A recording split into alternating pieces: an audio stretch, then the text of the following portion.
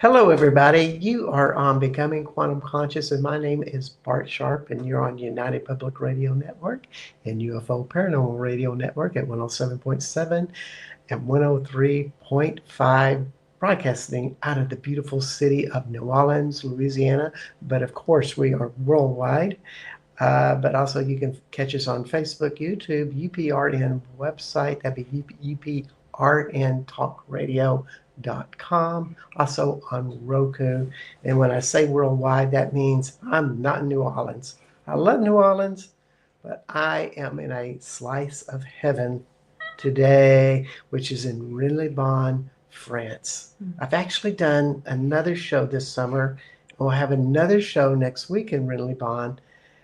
And Rennes-les-Bains is a place of sacred water. Of course, the Romans came here before the time of Jesus, made their encampment here to have spas and relax, and people had land here. Even Pontius Pilate's wife, Claudia, had land here. Just a little history there. But there are 13 sacred springs here, bubbling out of, as you told me, 14, that have a different vibration, completing a whole. It has inspired me to get on a new project, is to find them all, vibrate with them, know their source, where they're coming from, and take people to them. That's my Indiana Jones spirit, by the way. Where's your hat? We need an Indiana Jones hat. And I am with the Indiana Jones type of person here, Samjhana Moon. Hi, Welcome everyone. to the show. Thank you. It's an absolute pleasure.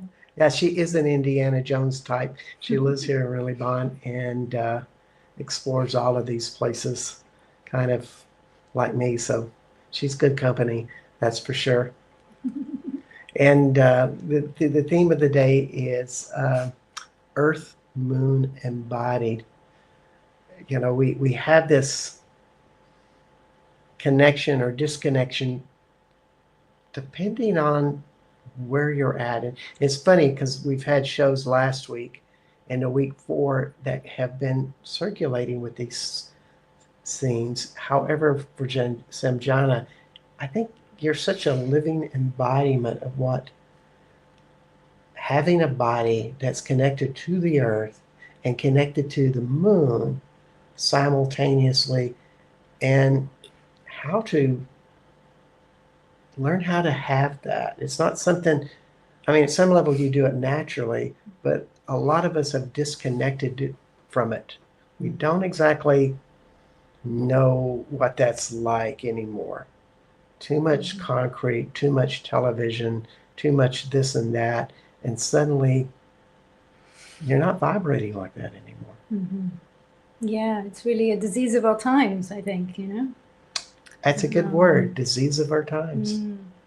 It's, you know, the disconnection from nature is really what causes so many of our ailments and our challenges in our lives. And so much of that could be resolved if we would just learn again how to be in relationship with all of these energies that are around us. And of course, when we put up cities and, you know, all this concrete, it blocks us from even experiencing that with our eyes, but also sort of somatically in the body. We can't receive that transmission from our environment to know that we're safe because we've built up this artificial world around us, right? We do. And, you know, in a place like Rennes-les-Bains, if I look out any direction from a window, I see trees. However, that's not what, you know, most people aren't living.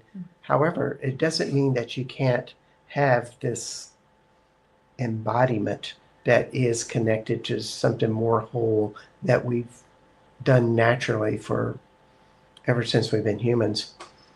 And one of the concepts you bring up with this is inner seasons. You know, and maybe we ought to start with, and first I'll just show this. This is I just love this.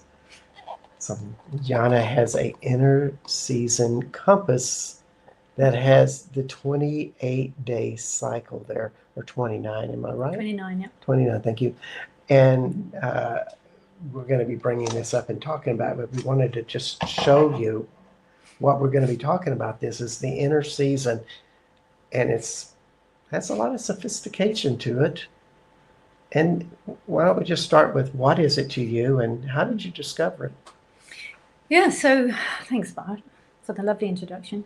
So the inner seasons are really the framework of the cycle of life, and they actually show up in everything because everything is cyclical, everything is moving in the cosmos. And so we have this 4-phase cycle which creates life, which is, birth, obviously, death and birth, growth, which is spring, fertility, which is summer, and then release and rest, which is the autumn. So this 4-phase cycle is showing up in everything. So for example, really easy way to describe it is like in the day. So when you're sleeping, it's like winter, right? Outside in nature, in the solar cycle of the year, winter is a time when nature is resting. We don't expect too much of her, if anything at all, because she's resting, right? She's rebirthing, she's recovering. And then in the spring, that's the spring in the solar cycle is the spring in the day is when we wake up, it's morning, yeah. So it's exactly the same energy, same alignment. So and then the middle of the day, of course, is like the summer. You're getting this now, I'm sure. So middle of the day is like the summer season. It's the peak of the light, the highest sun. And that's a time of fertility. It's a time of abundance when everything's fruiting and flowering. And then we have autumn, and autumn is a season where we often miss and lots of people don't like because actually things are starting to die.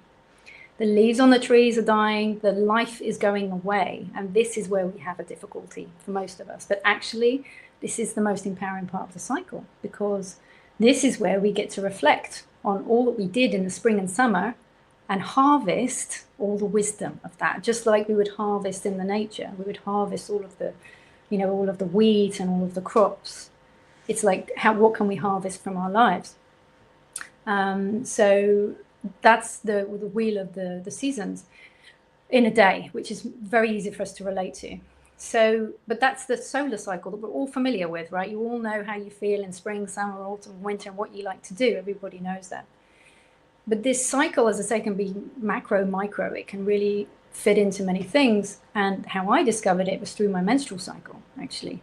So I used to have excruciating period pains. And as most healing, we come to healing through pain. And for me, it was like, well, what do I need to do to change this? And there were many things that I needed to do to help my body physically. But one of the things was understanding that I wasn't resting when I had my period. And because I was resisting the rest, I was getting the pain, because the pain was saying, hey, pay attention. You need to lie down and just rest right now. Like, this isn't a time to be running around trying to pretend like nothing's happening. We need your attention. And so that started to change things for me. And I was like, this is interesting. So it's, it showed me not to push against the energies. And while that's easier to do in our external world, it's not so easy to do when it's happening inside your body, right? When your body is menstruating, it's like you can't deny that. Well, you can put a plug in it like a lot of people do, just try to pretend it's not happening. But that's what often ends up with the discomfort, the dis-ease, and a lot of it can lead to all kinds of menstrual issues and womb issues and all that kind of stuff. So that's how I came to the work. It was really this recognition that there are these phases, very defined phases in the nature, which show up everywhere, right? Yeah, it's like, as you talk about this, it really brings up that question, is like, for women in the world, and I think men in a different way, how much do you suck it up and ignore what's going on in your body when something as demanding as a menstrual cycle is? Because it's almost like a lot of people have put this label on it, like, oh, well, you're weak because you're not doing the work of a man at certain times of the month.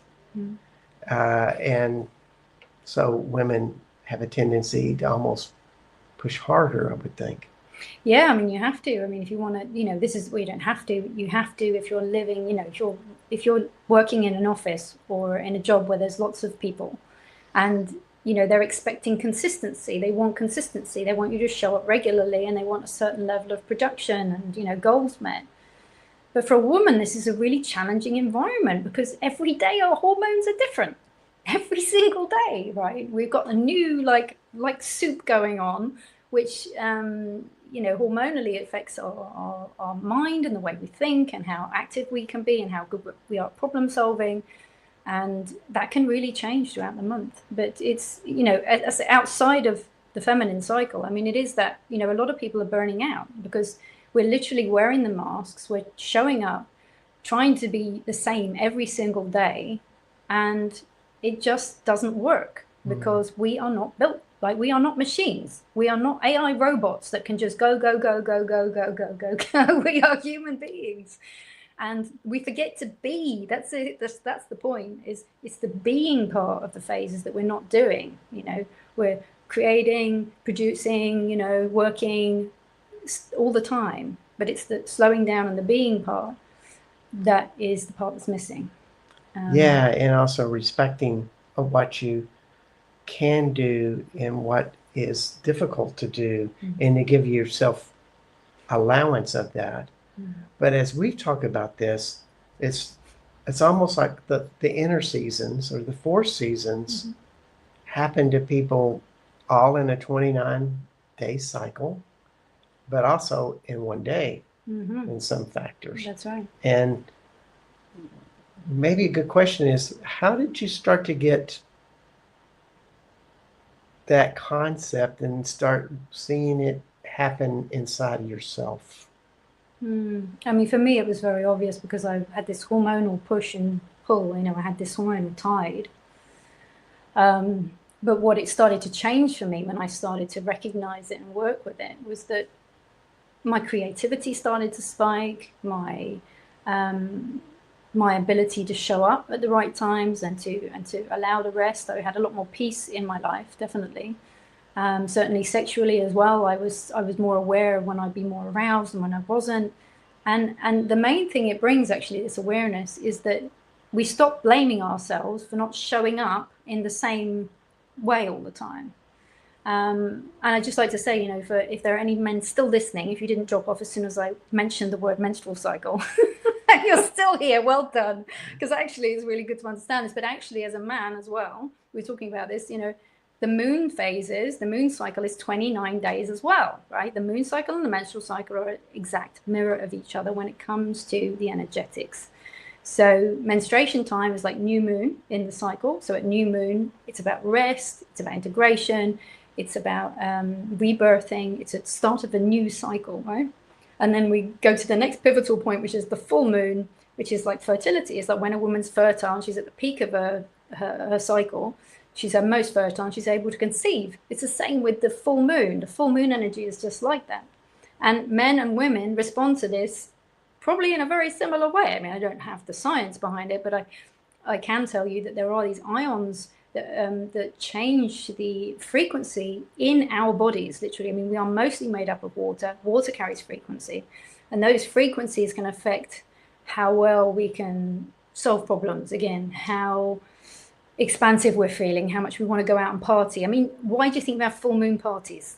Because everybody wants to party at full moon. If you run a new moon party, don't count on many people showing up, because we don't want to party. And I've tested that. When I lived in Bermuda, I was an events organizer, and I used to look at the numbers. I used to run these regular parties, and I was like, this is really interesting, because whenever we did full moon parties, loads of people.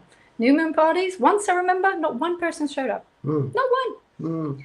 So it is kind of, we are, what I'm trying to say, we are all affected by these external influences of the sun, the moon. I mean, that you're affected by the seasons of the year, right? We know that. People get more depressed perhaps in the winter if you live in a country where there's not a lot of light, or you don't like the cold. We respond to the solar cycles, and we don't question that, do we? No. We don't question putting on a coat and going outside with a hat on in the winter. So why should we expect ourselves to show up to work when we're actually in a winter phase, and still expect ourselves to, it's like we're not dressing for the weather, the internal weather. And speaking to men who are not left, that are still listening, and if you're in an intimate relationship, how much are you inspired or motivated or just guided by the woman that you are with. And they use their cycle is happening all the time. So I think men respond. It's one of my theories is that a man really innately wants to give. It's one of our higher selves that Absolutely. we are giving. And so with our partner who is going into these higher sensitivities, if she honors it and we support that honoring, we get to flow with that. And we learn from them. Mm-hmm.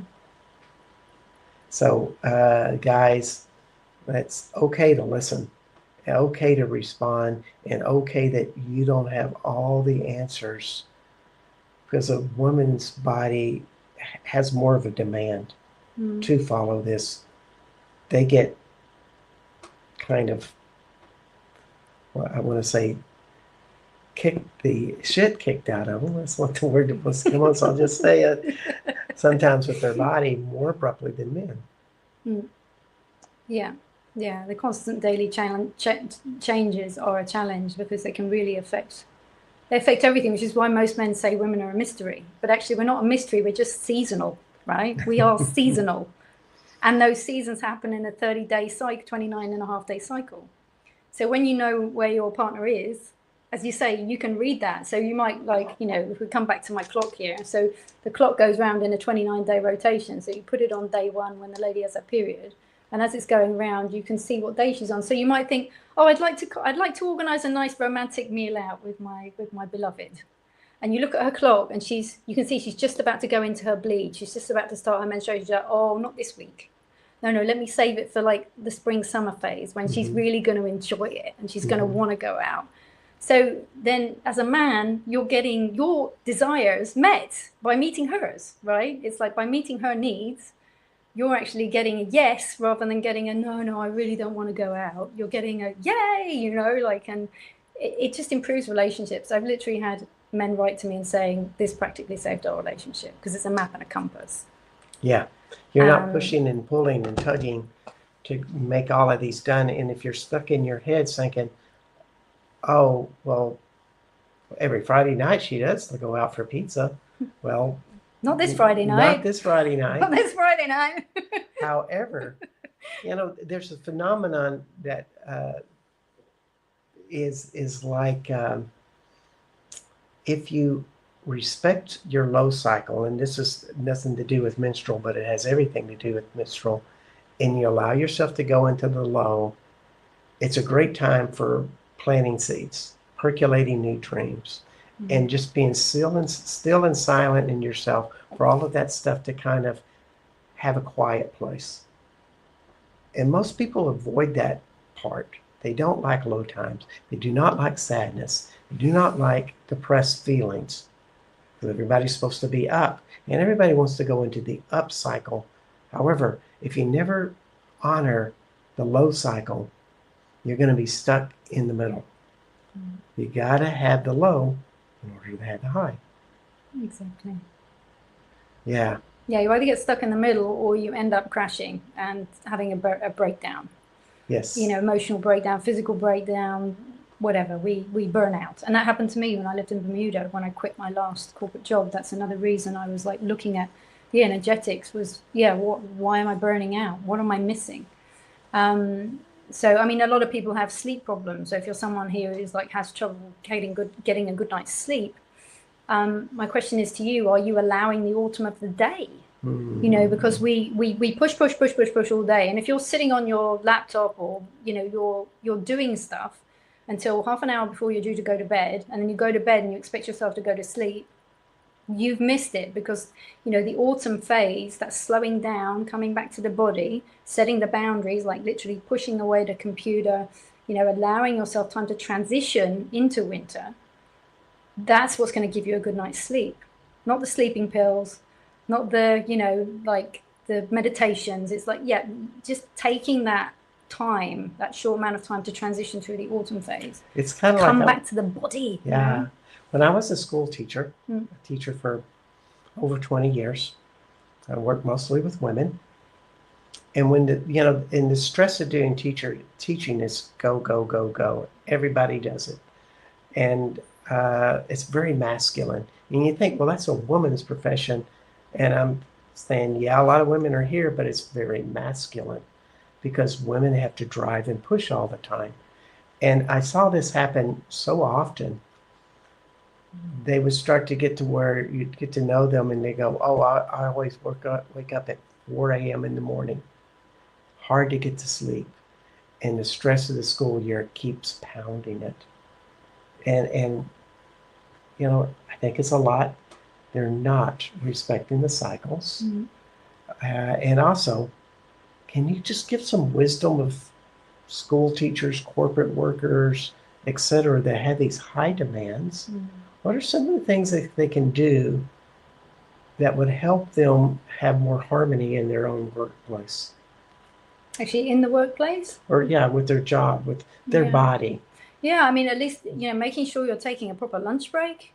Don't go and get your lunch and come back and sit at your desk. Go out into nature if you can.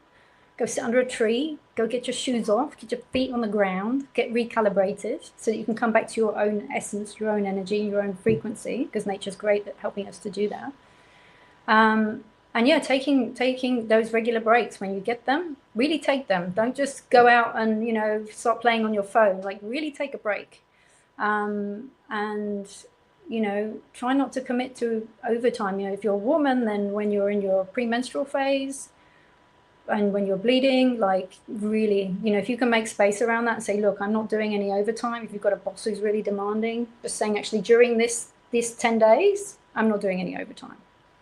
But I'll do some, maybe you have to do some more in the other parts of your cycle where you've got more energy, But it's also like, yeah, when you finish work, try to finish work.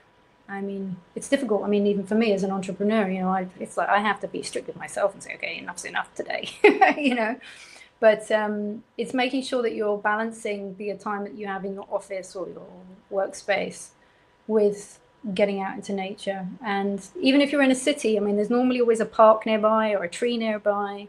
Maybe you can go and find a tree nearby that you can go and sit under regularly, and even go and say hello to the tree and sort of, start building up a relationship with a space that's like a safe sanctuary for you, You can just go to. So if you have like a real conflicting moment at work or something, you're like, oh, I'm going to go to my tree now, So also maybe if you are in a cubicle and you're in New York City and there's no, I don't know, I don't want any argument that there's no trees in New York City. However, you may not be accessible to one.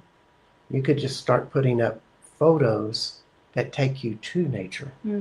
Yeah. Something that when you look at it starts to relax your body. How much, when you're under stress, that you worked at these jobs, did you just concentrate on your womb? Yeah, I mean, you can definitely just direct the energy inwards, as you're saying, if you can't go out into nature, then, I mean, you could even bring like a crystal into your office, really nice crystal that you can just hold, to just, and just gaze into a crystal, just hold that into your hands, because that's nature. That's like the core of nature, right? The crystalline energy of nature.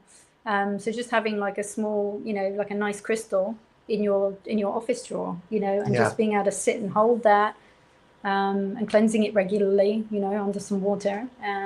So yeah, having a crystal, or if you've got natural light at your cubicle, then having a house plant, having a real plant there. Yeah. That you can turn to for some energetic connection and just spend some time being with that. Indeed. And there's a general theme with this. It's like to be in your body and less in your head. There'll be time that you need to think, because thinking is a big part of work.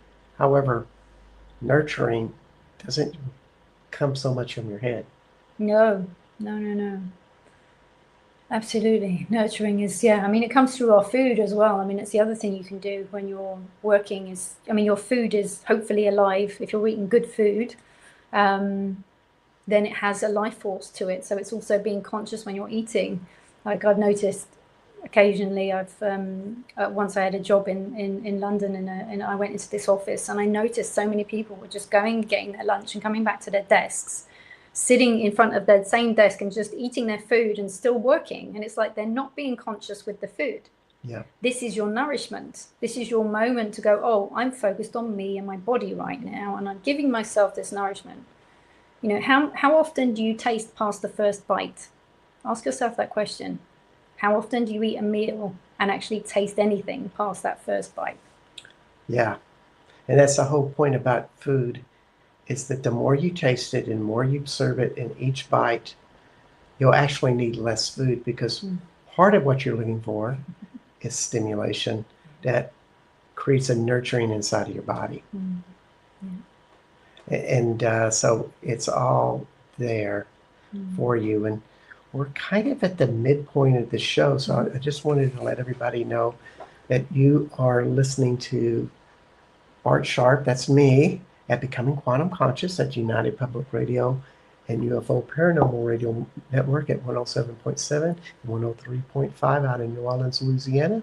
Also FM, that's what it is, but also the EPRN Talk Radio website, Roku, YouTube, Facebook, and other internet platforms. And we have on our show today Samjhana Moon, who is a life coach and really teaches this harmony between body, emotions, and mind. Because what we have there is all of those parts working together. And one of the first steps in really getting connected to emotional traumas and other things that are sabotaging you is to learn how to get in touch with your body. Also, she is a photographer of magnitude, an inventor, in which she's invented this moon clock, which is both on your side of the table. This is just a photo of it, and she's selling these, and you can go to innerseasons.com, samjhanamoon.com or innerseasons.com. And that would be SAMJHANA moon.com or INNER seasons.com. And you can see all of these wonderful products she has as well. You know, one of the things we were talking about earlier was, of course, the title of this show is Earth, Moon, Embodied. So maybe we can change the direction a little bit and talk about Earth and Moon, how they affect us. What is that occurrence that's been happening ever since we've been humans, of this relationship, celebration, practice of those two planets and us all in this oneness interaction together? Yeah, I mean, it's a beautiful dance, really, between the sun and the moon. And it's really remarkable, isn't it, that they line up for these eclipses and they're perfect size, you know? I mean, that's just remarkable in itself. I mean, that's a miracle in itself. For me, that's, you know, that's incredible that they have this alignment. And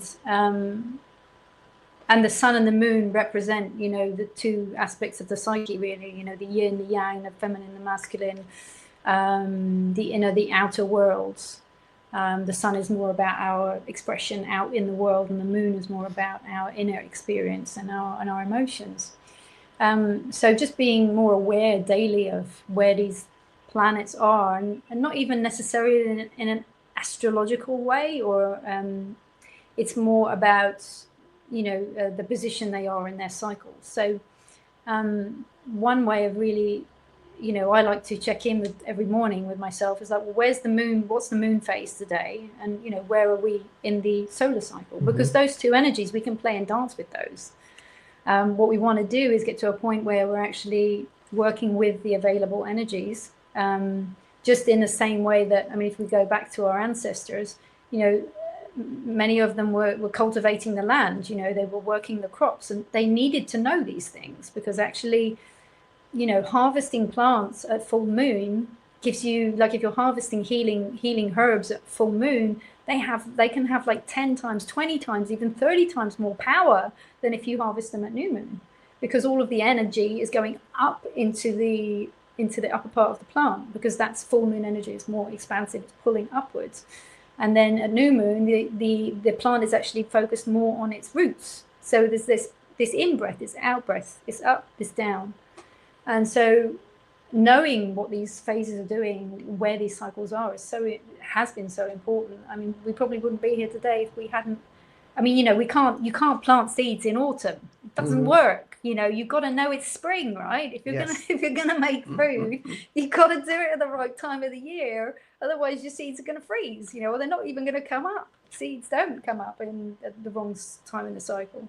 And this has been, you know, practiced by all cultures, all religion, all people. This practice all kinds of religions. When you talk to farmers, they are in tune with this, and your body's in tune with this. But you were also talking about that there is an interchange of your water. I won't call it water force, but your water consciousness with the moon and the earth. Absolutely, yeah, because the energetic frequencies are changing with as the moon does its dance around us. It creates this negative or positive charges in the body, in the earth, in the earth itself, but also within us, because we are also mostly water, and water carries a current, it carries a frequency. So at new moon, for example, we're far more likely to feel more calm. We're wanting to probably stay home more. It's a great time to learn to meditate. You know, if you're ever going on a meditation retreat and it's at full moon and you're not good at meditating, forget it. Find another one. That's at the new moon. That's my advice. Because, or if you're running events, be aware of the moon phases if you want success. Because, you know, whether people are conscious of it or not, they actually feel it. They're like, oh, I really don't feel like going out tonight, and I don't know why. Could it be the moon phase? Or if you're a woman, is it because of where you are in your menstrual cycle? Quite probably. And so we have a moon cycle going around at 29, and the menstrual cycle, same, but they're not always simpatico. No. How do we work with that? Yeah. Well, you don't have to, thankfully, because you're a man. Well, I'm sure I do in some ways. But so this is why I designed the clocks, actually, because, you know, just to come back to this. So this is the menstrual cycle clock, where you put a battery inside, put it on day one, we get your period, and it goes round very slowly each day in 29-day rhythm. It shows you where you are. And then we've got moon clocks as well. So the moon clocks basically show you the moon phase. So you can see currently we've got a summer menstrual cycle and so I'm just back to front. So a spring, because we're just coming from new moon to full moon. We've got a spring moon phase. So there's spring and summer energies here. Now that's pretty high vibe, right? That's a lot of energy. So that's great to work with the two. But sometimes they can be opposing each other, and you can, I do have this is a whole other conversation, actually. Okay, yeah, well, let's go into opposing and then when they're both working together. Yeah. So give us some examples. Yeah, I can give you some great examples. So of how it's beneficial to know this stuff. So many years ago, it was my birthday was coming up. My birthday's in January. So January is winter, right, in the solar cycle. So, and birthdays are naturally a rebirth anyway. So we've got January, we've got this birthing energy going on. It was also a new moon on my birthday, and I was expecting my period. So I was like, wow, quadruple winter energy, right? Solar winter, lunar winter, menstrual winter, and my birthday. And I was like, okay. And my husband at the time said, do you want to have a party? I'm like, hell no. No parties this year. I've got a quadruple winter coming up.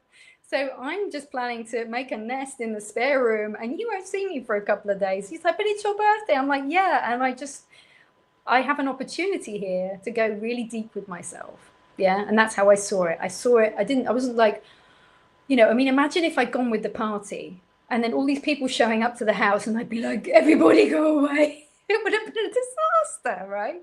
But because I was aware, I was able to work with the energy and take advantage of it even. I had a really deep process, a really deep rest, and it really served me very, very well. So that when they're all aligned like that, it can be really, really beneficial. So you might have that period where you get some tremendous ideas or something percolates that you don't even aware of at that time. That's when the seed got sprung, so to speak. Yeah. Yeah, totally. I mean, that was really, really powerful when they're all in alignment. Like, even if it's just a double winter, it's still, a double winter would be a new moon exactly, and a menstruation. Or, on the flip side, the summer season. I mean, I remember once I was at a festival in London, sorry, in England, and it was in the summer. It was like, early August, and it was full moon, and I was in my fertile phase, so I was in my inner summer, and I was like ovulating. I was like, okay, I saw this coming. I'm like, oh, okay, this could be really challenging. I wasn't in a relationship at the time, and I swear I was just like, bring me a man, any man. I was like, I just wanted to play. Yes. And I could have then turned on myself and gone, oh, look at you. You're such a, flirting with everybody. And why are you being like that? And I could have beaten myself up. I was just like, you know what? That's just my vibe at the moment. It's not anything to do with, me. It's just actually, well, it is me. But it's just actually me responding to my hormonal rhythm and the moon and the solar phases. There's a lot of heat, right? And I needed to discharge that, but because I was aware it was coming, I was like, let me just go and dance all night, let me work that energy. So, yeah. So, this happens for women, between a certain period of time, somewhere in their 50s or somewhere, it starts to wane. Mm. But as you talk about it, it just sounds like a tremendous opportunity of high highs, amazing peak experiences that your body wants you to open and blossom, almost like push the limit. I mean, if you weren't at the festival, and let's just say that you were at home and you were writing out like a summary or a synopsis of a book that you wanted to write, you might just take off and get the best ideas possible. Or you can that creative sexual fire can be channeled into, as I say, any creative project. It can be sexual energy doesn't have to be just discharged on the usual planes that we expect. You can channel that into a project. Absolutely. And one of the biggest challenges people have in this world right now, even with the high stimulus, everything happening with options of entertainment that you can take on, people fear mundaneness and boredom inside of themselves, not around the outside world. The outside world is very stimulating, but to have that active and alive inside of you, I think that people are just wanting that. And it's available to us, but it's just tapping into. This is where the daily awareness is so important. It's like, where am I in my cycle? And the ultimate, beyond the daily awareness and how it can affect our day-to-day experiences, what it does is it allows us to start trusting our bodies, because we're now in communication with what's going on. Give you an example of that is like, we might try something new. Like for instance, we might decide we want to learn to salsa dance, for example. And if we go 1 week and we're like, yeah, this is really great and I'm really enjoying it, and maybe we're in our spring summer phase, right, whether that's in the moon phase or menstruation, we really enjoy it, we do really well at it, and we're really keen. And then we go back 2 weeks later when we're going into our winter energy, and actually, we just don't want people touching us. We don't want to be that close to other people's sweaty bodies. We don't enjoy it at all. So we're like, but it was great 2 weeks ago and now I don't like it. So do I like it or I don't like it? And then we get confused about who we are, what we like. We don't understand ourselves. And what that does is then make us, we start getting judgmental. We start questioning our truth. We start questioning who we are. We think we don't know ourselves. But actually, if we were to just look outside and not direct our attention instantly inwards, which is what we've been told to do, is, oh, there must be something wrong with you. Actually, no, it's just to do with the energetics, right? Yeah. And then we can be kinder to ourselves. We can show ourselves compassion. We can support ourselves and say, oh, I'm in this phase. I'm not going to salsa this week because I know I won't enjoy it, right? Rather than going along and having a really crappy time and going home and going, why did I do that? And then never going back and never actually enjoying doing salsa because you thought you didn't like it, but actually you did. You just had to be in the right place in your cycle, right? So, and it's the same with, you can apply that to anything. Whatever it is you're wanting to work on or something new you're wanting to experience, if you time it right with the moon phase or the menstrual cycle and the season of the year, have a great time. I mean, I can't imagine, like, for instance, like doing a bungee jump in the middle of winter when it's freezing cold. There's ice everywhere. It's really going to be a lot of fun, right? I've got questions about that one. Oh, well, maybe. But okay, so maybe if you were to try and go skiing in the middle of summer, it's not going to work, is it? You can't ski in the middle of summer, right? So it's just kind of being a bit more playful with this and realizing that actually there are optimal times. And yeah, if you want to like really, make your life magical and start really enjoying everything you're doing, this daily awareness can change everything. Everything. How is it affected? Because everything we're talking about it is an embodiment, and this is Earth Moon embodiment. Is the title of this, and that we're bringing in the moon consciousness, the Earth consciousness, almost like we're all a water-oriented organism, because we are on the water planet. We are water bodies, and something with the moon affects all of that. Even though they say there's no water there, maybe it's just a different form. But it's all about creativity with water. Absolutely. With that. I mean, water carries all kinds of messages and doesn't just carry minerals, and it carries all kinds of different coding. And certainly being here in Ren Laban, I mean, it's been a huge transmitter of information to me, bathing in these waters regularly and building a relationship with them. The consciousness of water is becoming more and more widely known, that there is, it's not just the spirit of the water, there's actually like a consciousness there that wants to communicate with us.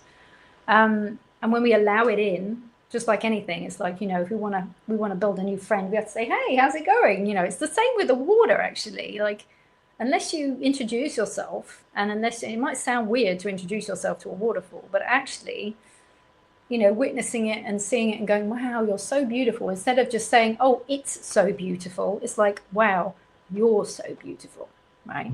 Speaking to and approaching these bodies of water with, this awareness that they are conscious, it opens up a new relationship, and that it's so expansive. Well, this is the show Becoming Quantum Conscious, so just thinking of the quantum concepts of water, and that the more we ask this water embodiment that we are to be in communion with, like the trees and earth and moon, etc., it expands. It's something that opens inside of us energetically.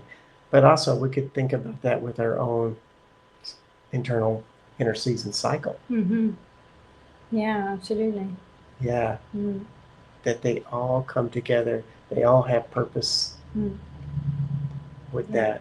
Yeah, I mean, the 4 seasons help us to feel more whole. I mean, that's often the thing, we often look outside of ourselves to feel whole, whether that's to a partner or to a job, or, it's like, oh, I need these things in order to feel complete. But actually, if we just realize that we are journeying through these seasons and we're going to feel different, and just being okay with feeling different, and learning to honor, like, okay, if I'm feeling really tired, actually, let me just take a nap.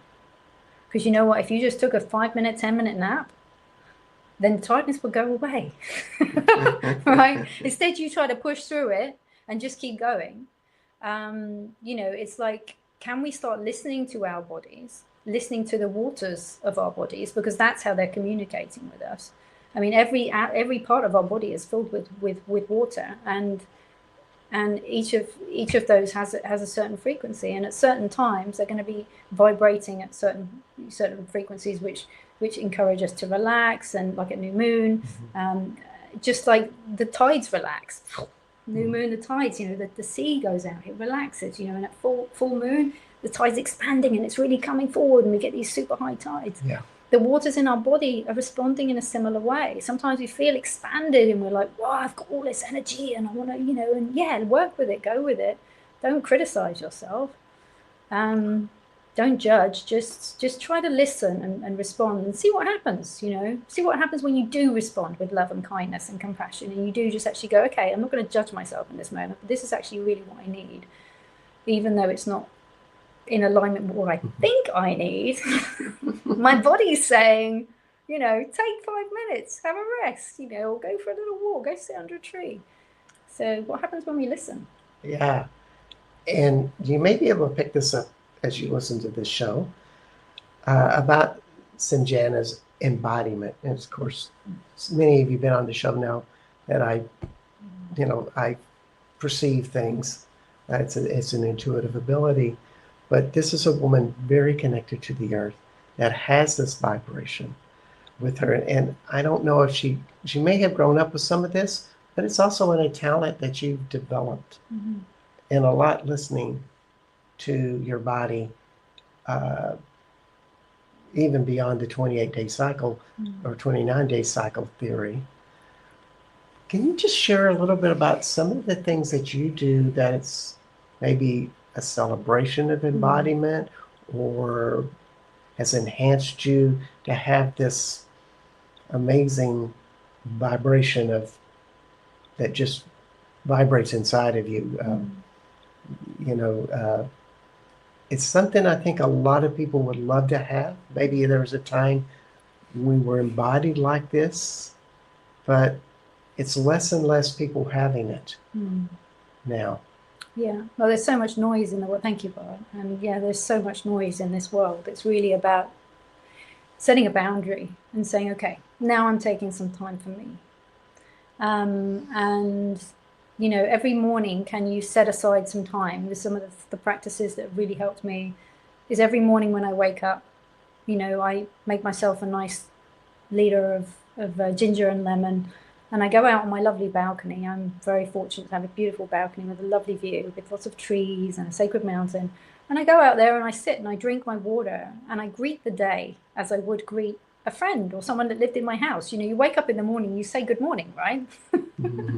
So I go and say good morning to the day. And for me, it's really opening my arms like I would hug a friend. And I say, this is my mantra, but you may have one of your own. I say, hello, bright new day. Hello, brand new me. Show me how good life can get. So for me, this is an invitation to nature, to life, to show me just how amazing life can be. And to say that I'm open to receiving that, because receptivity is so important. And that's one of the things that, you know, we close so many doors and put up so many masks and put up so many shields that we forget to be receptive. And this is why we're disconnected from nature, because we're not allowing ourselves to receive, you know. When do we stop and actually, and in the mornings when I'm looking at this view, I'm allowing myself to receive it in. I'm literally drinking it all in through my eyes. So it's a very much a visceral experience. Yeah, for sure. It's like that breath when I breathe that air in the morning, you know, between each segment of my morning ritual, I take that breath, I really allow that air in, I allow myself to feel it, to feel that in my body, to feel what's the temperature today, how's the body feeling? And it's that welcoming the sensations of what it is to welcome the day. So that's one practice that really helps me. And then also at the end of the day, I check in with myself at the end of every day. When I get into bed, I place one hand on my heart and the other on my womb space. And I just check in, I say, so what can I be truly grateful for today? And I try to look for at least three things. I mean, honestly, living here, it's I could go on and on and on forever, but because it's so beautiful. But it's like, how am I receiving life? You know, like this is a really good way to check in at how receptive we're being. Because it's like, oh, I'm really grateful that that man opened the door for me when I had the big shopping bags in my hands. Or I'm really grateful that it was such a lovely sunny day today. Or I'm really grateful that I took the time to welcome the day today. You know, something, ideally, if we can find three things, one that we did for ourselves, like that, like the welcoming the day, one that somebody else did for us, and something that was just there, that had no purpose other than to just be. And if we can find those three things every day, great. And what you'll find is you'll find more and more and more things. If you have a partner, invite them to do it with you. Share the things that you're both grateful for. You might find you're grateful for each other in ways you didn't even know, because you might go, oh, I'm so grateful you did that for me today. And your partner's like, they didn't realize there was that was a thing. Mm. So it can really help with that. So having a gratitude practice before bed, and also if you really want to push forward, is also, where did I fall out of love today? Mm. It's a really good question to ask yourself. Where did I fall out of love today? And that's a good one to ask, particularly if those other questions you ask, you can't get any good answers. Yeah, because it's like, and again, if you find somewhere, it's like, oh, you know what, I really shouldn't have, when that person on the road cut me up and I sort of shouted and I swore at him out the window. It's first of all going, okay, that wasn't my highest moment, but I'm not going to beat myself up about it. You don't shoot the second arrow, which is something that I like to, so when something bad happens, or something, not should say bad happens, but when something upsets us or something's difficult, don't shoot the second arrow. And by that, I mean, like, okay, that hurts. Like, don't shoot a second arrow by beating yourself up about it and judging yourself. And, I mean, yes, okay, if you did something that hurt somebody else and it was intentional, then yeah, pull yourself up on it. But you don't have to do it in a way that's like shameful. We don't have to shame ourselves. We can just say, okay, I really could have done better in that situation. And had I been in a better state, it's usually a nervous system thing, right? So if we're reacting in a way that's unkind to ourselves or others, it's because our nervous systems are like feeling like they're in fear and yes, they're in trouble. They're trying to protect us. And nervous right? systems are addicted to that if you do it Drama. all the time. So, Yeah. I invite you to break the cycle. Mm. And Yeah. just one of the things that you do that I think goes along with that self-love is that you invent things, you create things, you're building things. So can you spend a minute or so just telling us some of your new things you like to share and what you're doing? Yeah, sure. Thank you. So yeah, I am often creating things. I mean, every month I go out into nature to create a mandala, like with the flowers or leaves or whatever's in But season. you're selling mandalas too. I'm just talking about what are some of the projects you got out on the market these days? Yeah, so I mean, the clocks, obviously, we looked at those already. We've got the menstrual cycle clocks and the moon cycle clocks. Those are kind of physical products. But my main offering right now is the Sovereign Rose Retreat, which is here in this beautiful valley in southern France. And that is really this is an amazing experience to come away one-to-one, spend some time with yourself, to really sit at the altar of your heart. And we do rose rituals with the waters. There's a baptism in the waters, and it's really about fully owning your magic. It's really about saying, yeah, I'm worth giving myself this time and spending this time with myself and coming to connect with the nature. Because I tell you what, the nature here is some of the best I found in all my world travels. Super high vibrational, very motherly, very holding. She really invites that connection. So you do retreats various times of the year where you take out either individuals or small groups where they have these profound nature experiences in these highly powerful spots. And we're talking power sites or sacred sites or power spots, whatever you want to call them. They vibrate very high in a feminine vibration. They do. So it is about so much of what you've talked about today, embodying feminine awareness, embodiment. But also you do coaching. Yeah, and embodiment coaching, that's all online. So the embodiment coaching is super powerful, and is a really good precursor to doing a retreat, because not a lot of people feel ready to come and focus that much on the energetic work. So the embodiment practice is really looking at where we are still playing small, but in the soma of the body. We're not talking about mental coaching here. This is actually about helping you to connect with your body. So it's a lot of questions that help you to access blocks, things, emotional patterns perhaps, or behaviors, or perhaps it's just something you just can't seem to get past. Yes. It's the reason you can't get past it is because you're approaching it from here. What we have to do is approach it from where are you holding this in the soma, in the muscles, in the fascia of your body. Yes. And then we use energy work to clear that away. And then who can you be once we've made that space? Who can you embody now? So coming down to the end. Oh, sorry. I was just going to say you can find Samjhana at Samjhanamoon.com. That's SMMJHANA, moon.com, and innerseasons.com. Mm-hmm. And we just want to thank everybody. And this is United Public Radio Network and UFO Paranormal Radio Network, 107.7 and 103.5 FM. Next week, we're going to have Annie Williams and Guardians of the Dragon Path on the show. And we'll be in Rinley Bond again. How much fun is that? So thanks, everybody, for coming. And we'll see y'all all very soon. Thank you. Thanks, Bart. Bye-bye.